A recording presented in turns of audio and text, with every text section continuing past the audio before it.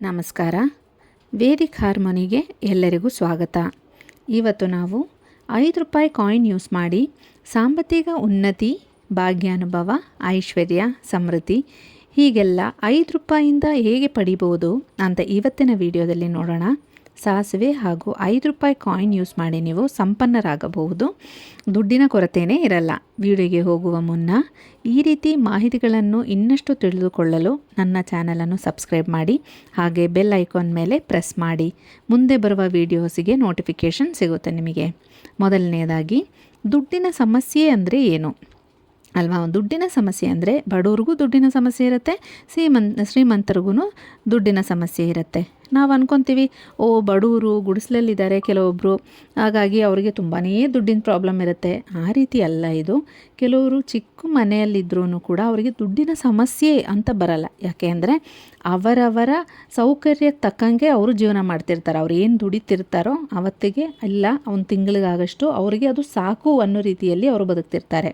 ಇನ್ನು ನಾವು ಸ್ವಂತ ಮನೆ, ಕಾರು ಎಲ್ಲ ಇಟ್ಕೊಂಡಿದ್ದಾರೆ, ಅವ್ರನ್ನ ನೋಡಿದ ತಕ್ಷಣ ಇವ್ರಿಗೇನಪ್ಪ ಕಡಿಮೆ, ಸ್ವಂತ ಮನೆ ಇದೆ, ಗಾಡಿ ಇದೆ, ಎಲ್ಲ ಇದೆ, ಇವ್ರಿಗೇನು ಕಡಿಮೆ ಅಂತ ಅಂದ್ಕೊತೀವಿ. ಆದರೆ ಅವರು ತಕ್ಕಂಗೆ ಅವ್ರಿಗೂ ಪ್ರಾಬ್ಲಮ್ಸ್ ಇರುತ್ತೆ. ಅವರಿಗೆಲ್ಲನೂ ಹೊಂದಿರ್ತಾರೆ. ಅವರು ಕಾರ್ ತೊಗೊಂಡಿರ್ತಾರೆ, ಲೋನ್ ಮೇಲೆ ತೊಗೊಂಡಿರ್ತಾರೆ, ತಿಂಗಳಾಯಿತು ಅಂದರೆ ಅದು ಕಟ್ಟೋ ಯೋಚನೆ ಇರುತ್ತೆ. ಮನೆ ಕಟ್ಟಬೇಕಾದ್ರೆ ಲೋನ್ ತೊಗೊಂಡಿರ್ತಾರೆ, ಅದು ಕಟ್ಟೋ ಯೋಚನೆ ಬರುತ್ತೆ. ದುಡ್ಡಿನ ಭಾರ ಅವ್ರ ತಲೆ ಮೇಲೆ ಇರುತ್ತೆ. ಸೊ ಅವ್ರಿಗೂ ಕೂಡ ದುಡ್ಡಿನ ಸಮಸ್ಯೆ ಅನ್ನೋದು ಇದ್ದೇ ಇರುತ್ತೆ.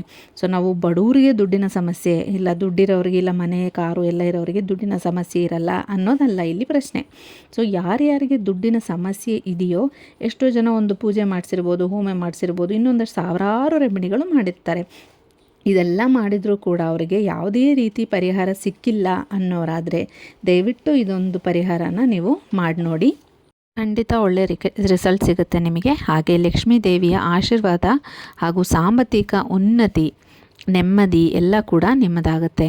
ಈ ಒಂದು ರೆಮಿಡಿ ಮಾಡಲು ಫಸ್ಟು ನಿಮಗೆ ಒಂದು 100 ಗ್ರಾಮಷ್ಟು ಸಾಸಿವೆ ಬೇಕಾಗುತ್ತೆ.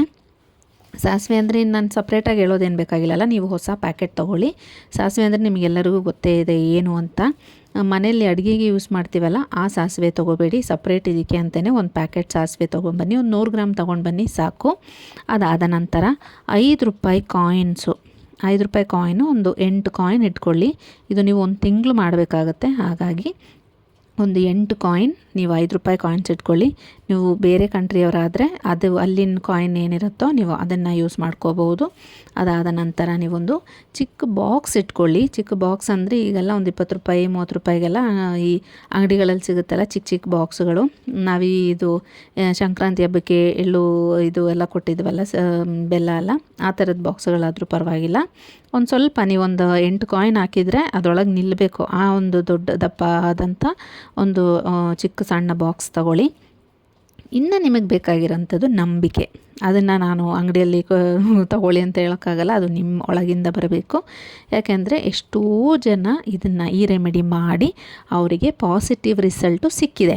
ಇದು 100% ಆಗಿ ನಿಮಗೂ ಸಿಗುತ್ತೆ. ಆದರೆ ನೀವು ನಂಬಿಕೆ ಇಟ್ಟು ನೀವು ಇದನ್ನು ಮಾಡಬೇಕಾಗುತ್ತೆ. ಕೊನೆಯಲ್ಲಿ ನಾನು ಹೇಳ್ತೀನಿ, ಆವಾಗ ನೀವು ಇನ್ನೂ ನಂಬ್ತೀರಾ ಏನು ಇದು ಅಂತ. ಓಕೆನಾ?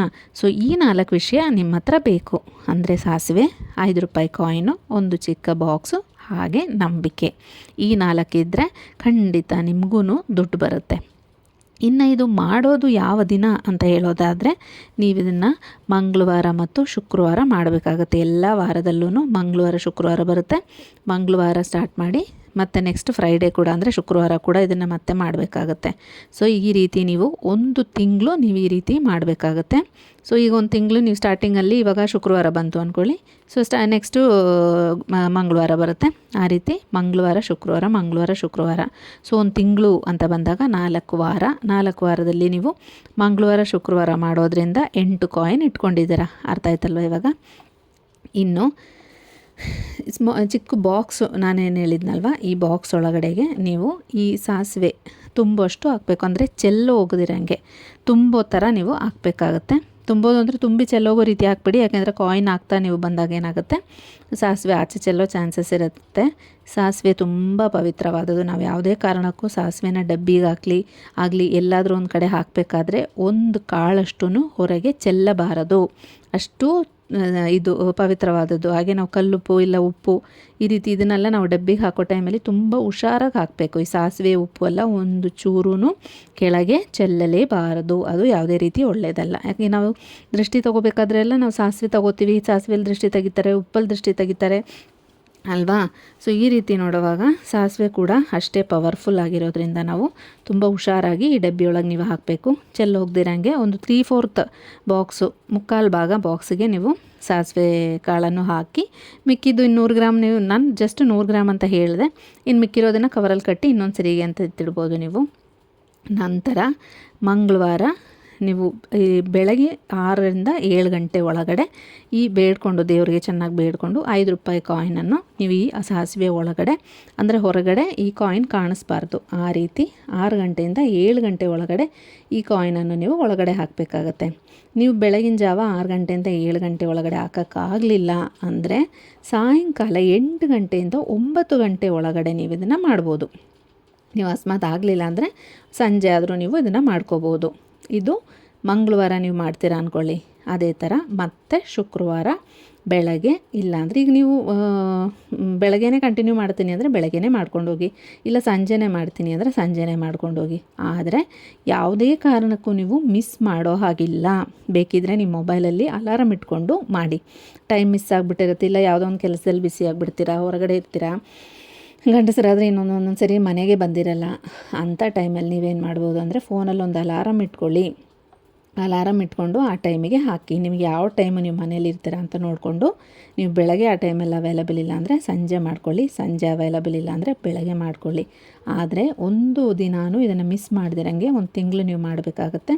ಇನ್ನು ಲೇಡೀಸ್ ಮಾಡೋದಾದರೆ ನಿಮಗೆ ಯಾವುದೇ ರೀತಿ ಅಂಟು ಮುಟ್ಟು ಆ ಥರ ಏನೂ ಇದು ಬರಲ್ಲ ನಿಮಗೆ.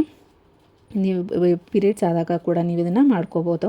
ಹಾಗಾಗಿ ಈ ಡಬ್ಬಿಯನ್ನು ನೀವು ಕಿಚನಲ್ಲಿ ಇಲ್ಲ ಪೂಜಾ ರೂಮಲ್ಲಿ ಇಡ್ಬೋದು. ಈಗ ಕಿಚನಲ್ಲಿಟ್ಟರೆ ಯಾರು ಬೇಕಾದರೂ ಹೆಂಗಸ್ರೂ ಮಾಡ್ಬೋದು, ಗಂಡಸರು ಮಾಡ್ಬೋದು. ಪೂಜಾ ರೂಮಲ್ಲಿ ಇಟ್ಟಾಗ ಏನಾಗುತ್ತೆ, ಹೆಣ್ಣು ಮಕ್ಕಳು ತಿಂಗಳಿಗೆ ಒಂದ್ಸರಿ ಮುಟ್ಟಾದಾಗ ಏನಾಗುತ್ತೆ, ಅಲ್ಲಿ ಹೋಗಿ ಮುಟ್ಟೋಕ್ಕಾಗಲ್ಲ. ಹಾಗಾಗಿ ನೀವು ಕಿಚನಲ್ಲೇ ಇಟ್ಕೊಂಡ್ರೆ ಒಳ್ಳೆಯದು ಅಂತ ನನ್ನ ಅಭಿಪ್ರಾಯ. ಯಾಕೆ ಅಂದರೆ ಇದನ್ನು ಯಾವುದೇ ರೀತಿ ಮಿಸ್ ಮಾಡೋ ಹಾಗಿಲ್ಲ. ಓಕೆನಾ. ಸೊ ಈ ರೀತಿ ನೀವು 1 ತಿಂಗಳು ಕಂಪ್ಲೀಟಾಗಿ ಮಾಡಬೇಕಾಗತ್ತೆ. ಇದಕ್ಕೆ ಯಾವ ರೀತಿ ಅಶುದ್ಧನೂ ನೋಡೋ ಹಾಗಿಲ್ಲ. ಯಾವ ಪರಿಸ್ಥಿತಿಯಲ್ಲಿ ಬೇಕಾದರೂ ನೀವು ಇದನ್ನು ಮಾಡ್ಕೋಬೋದು. ಆದರೆ ಒಂದು ದಿನಾನು ಮಿಸ್ ಮಾಡೋಂಗಿಲ್ಲ. ಈ ಮಂಗಳವಾರನೂ ಮಿಸ್ ಮಾಡೋಂಗಿಲ್ಲ, ಶುಕ್ರವಾರನೂ ಮಿಸ್ ಮಾಡೋಂಗಿಲ್ಲ. ಆ ರೀತಿ 2 ದಿನಾನು ನೀವು ಕರೆಕ್ಟಾಗಿ ₹5 ಕಾಯಿನ್ನ ಸಾಸಿವೆ ಒಳಗೆ ಮುಳುಗೋ ರೀತಿಯಲ್ಲಿ ಹಾಕಿ ಮುಚ್ಚಿಡಬೇಕಾಗುತ್ತೆ ಒಂದು ಕಡೆ ಎಲ್ಲಾದ್ರೂ. ಓಕೆನಾ. ಈ ರೀತಿ 1 ತಿಂಗಳು ಮಾಡಿದ ನಂತರ ನೀವೇನು ಮಾಡಬೇಕು, ಇದನ್ನು ಈಗ ನೀವು ಮಂಗಳವಾರ ಮಾಡಿ ಮುಗೀತು ಅಂದ್ಕೊಳ್ಳಿ. ಮುಗಿದ ತಕ್ಷಣ ನೆಕ್ಸ್ಟು ಶುಕ್ರವಾರ ನೀವು ಇದನ್ನು ತೆಗಿಬೋದು. ಇಲ್ಲ ಶುಕ್ರವಾರ ಮುಗೀತಾ ಇದೆ ನಿಮ್ಮದು 1 ತಿಂಗಳು ಅನ್ನೋವಾಗ ನೆಕ್ಸ್ಟ್ ಬರೋವಂಥ ಮಂಗಳವಾರ ಇದನ್ನು ನೀವು ತೆಗಿಬೋದು. ಇದನ್ನು ತೆಗಿಬೇಕಾದ್ರೆ ಅಶುದ್ಧಿ ಇರಬಾರದು. ತೆಗಿಯೋಂಥ ಟೈಮಲ್ಲಿ ನೀವು ಶುದ್ಧವಾಗಿರಬೇಕು. ಈ ಪೀರಿಯಡ್ಸ್ ಎಲ್ಲ ಆಗಿದೆ ಅಂತಂದರೆ ಆ ವಾರ ಬಿಟ್ಬಿಟ್ಟು ಅದರ ನೆಕ್ಸ್ಟ್ ವಾರ ನೀವು ಬೇಕಿದ್ರೆ ಮಾಡ್ಕೋಬೋದು. ಓಕೆನಾ. ಇನ್ನು ತೆಗೆದ ನಂತರ ಏನು ಮಾಡಬೇಕು, ಇದಕ್ಕೆ ತೆಗಿಬೇಕಾದ್ರೆ ನೀವು ರಾಹುಕಾಲ ಕೂಡ ನೋಡಿ. ರಾಹುಕಾಲದಲ್ಲಿ ಯಾವುದೇ ಕಾರಣಕ್ಕೂ ದುಡ್ಡನ್ನು ಹೊರಗಡೆ ತೆಗಿಯೋಕ್ಕೂ ಹೋಗಬೇಡಿ. ಓಕೆ. ಈ ದುಡ್ಡನ್ನು ತೆಗೆದ ನಂತರ ಅದನ್ನು ನೀರಲ್ಲಿ ತೊಳೆದು ಆ 8 ಕಾಯಿನ್ ಇರುತ್ತಲ್ವ, 1 ತಿಂಗಳಲ್ಲಿ ನಾವು 8 ಕಾಯಿನ್ ಹಾಕಿರ್ತೀವಿ, ಆ 5 ಕಾಯಿನ್ನ ನೀವು ತೊಳೆದು ಬೇಕಿದ್ರೆ ನೀವು ದೇವ್ರ ಉಂಡಿಗೆ ಹಾಕ್ಬೋದು. ಇಲ್ಲ ಆ ದುಡ್ಡಲ್ಲಿ ನೀವು ಯಾರಿಗಾದರೂ ಏನಾದರೂ ದಾನ ಮಾಡ್ಬೋದು, ಅಂದರೆ ಕೊಡಿಸ್ಬೋದು. ತಿನ್ನೋಕ್ಕೆ ಊಟ ಏನಾದರೂ ಒಂದು ಊಟ ನೀವು ಕೊಡ್ಸೋಕ್ಕಾಗುತ್ತೆ ಅಂದರೆ ಒಂದು ಊಟ ಕೂಡ ನೀವು ಅವ್ರಿಗೆ ಕೊಡಿಸ್ಬೋದು. ಇಲ್ಲ ಆ ಕಾಯಿನ್ ನನಗೆ ಮತ್ತೆ ಯೂಸ್ ಆಗುತ್ತೆ ಅನ್ನೋದಾದರೆ ತೊಳೆದು ಬಿಟ್ಟು ಆ ಕಾಯಿನ್ನ ಮತ್ತೆ ಒಂದು ಡಬ್ಬಿಯಲ್ಲಿ ಎತ್ತಿಟ್ಕೊಳ್ಳಿ. ಆದರೆ ನೀವು ಏನು ದುಡ್ಡು ನೀವು ಸಾಸಿವೆ ಒಳಗೆ ಹಾಕಿದ್ರಲ್ಲ ಅಷ್ಟೇ ದುಡ್ಡಲ್ಲಿ ಯಾರಿಗಾದರೂ ದಾನ ಮಾಡಲೇಬೇಕಾಗತ್ತೆ. ಸೊ ಈಗ 5 ಕಾಯಿನ್ ಏನಿದೆ, 8 ಕಾಯಿನ್ ಏನಿರುತ್ತಲ್ಲ, ₹40 ನೀವೇನು ಎತ್ತಿಟ್ಟಿರ್ತೀರಲ್ಲ ಅದರಲ್ಲಿ ನೀವು ಯಾರಿಗಾದರೂ ಊಟ ಕೊಡಿಸಿ. ಇಲ್ಲ ನಿಮ್ಮ ಅದನ್ನು ನೀವು ನಿಮ್ಮ ಮನಸಾರೆ ನೀವು ಕೊಡಬೇಕು. ಅಯ್ಯೋ ನಾನು ಕೊಡಬೇಕಲ್ಲ ಅಂತ ಕೊಡಬೇಡಿ. ಯಾವುದೇ ಕಾರಣಕ್ಕೂ ನೀವು ಮನಸಾರೆ ದಾನ ಮಾಡಿದಾಗ ಏನಾಗುತ್ತೆ, ನಿಮಗೆ ಆಟೋಮೆಟಿಕ್ಕು ಬೇರೆ ಕಡೆಯಿಂದ ದುಡ್ಡು ಬರೋಕ್ಕೆ ಶುರು ಆಗುತ್ತೆ. ಎಲ್ಲೆಲ್ಲಿ ನಿಮಗೆ ಬ್ಲಾಕ್ ಆಗಿದೆ, ಎಲ್ಲಿಂದಾದರೂ ದುಡ್ಡು ಬರೋದಿತ್ತು, ಅಲ್ಲಿ ಸ್ಟಕ್ ಆಗಿದೆ ಅನ್ನೋ ಥರ ಇದ್ದಾಗ ಅಲ್ಲಿಂದ ದುಡ್ಡು ಬರೋಕ್ಕೆ ಸ್ಟಾರ್ಟ್ ಆಗುತ್ತೆ. ಇಲ್ಲ ನೀವು ಲೋನ್ ಅಪ್ಲೈ ಮಾಡಿದರೆ ಅದಿನ್ನೂ ಸ್ಯಾಂಕ್ಷನ್ನೇ ಆಗಿಲ್ಲ ಅನ್ನೋಂಥ ಪರಿಸ್ಥಿತಿಯಲ್ಲಾದರೆ ಇಮ್ಮಿಡಿಯೇಟ್ ಅದು ಸ್ಯಾಂಕ್ಷನ್ ಆಗುತ್ತೆ. ನೀವು ದಾನ ಮಾಡಿದ ನಂತರ ಇದು ಯಾವ್ಯಾವ ಥರ ಕಡೆಯಿಂದ ದುಡ್ಡು ಬರೋದಿದೆ, ನಿಮಗೆ ಎಲ್ಲೆಲ್ಲಿ ಬ್ಲಾಕ್ ಆಗಿದೆ ಅವೆಲ್ಲ ಕ್ಲಿಯರಾಗಿ ನಿಮ್ಮ ಕೈಗೆ ದುಡ್ಡು ಬರೋಕ್ಕೆ ಸ್ಟಾರ್ಟ್ ಆಗುತ್ತೆ. ನಿಮಗೇನೆ ತುಂಬ ಚೇಂಜಸ್ ಕಾಣೋಕ್ಕೆ ಸ್ಟಾರ್ಟ್ ಆಗುತ್ತೆ. ಹಾಗೆ ಅನವಶ್ಯಕ ಖರ್ಚುಗಳು ಕಡಿಮೆ ಆಗುತ್ತೆ. ಈಗ ಮೆಡಿಸಿನ್ ಖರ್ಚಾಗಿರ್ಬೋದು, ಇಲ್ಲ ಇನ್ನೇನಾದರೂ ದುಡ್ಡು ಬರ್ತಾ ಇದೆ ಅನ್ನಂಗೆ ಯಾವುದಾದ್ರೂ ಒಂದು ಖರ್ಚು ಮುಂದೆನೇ ಬಂದು ನಿಂತಿರುತ್ತೆ, ಅವೆಲ್ಲ ಕಡಿಮೆ ಆಗುತ್ತೆ. ಹಾಗೆ ನೀವು ಸಾಲ ಮಾಡಿದರೆ ಅದು ತೀರ್ತಾ ಹೋಗುತ್ತೆ, ಬೇಗ ಬೇಗ ತೀರ್ತಾ ಹೋಗುತ್ತೆ. ಈ ರೀತಿ ಚೇಂಜಸ್ನ ನೀವು ನೋಡ್ಬೋದು.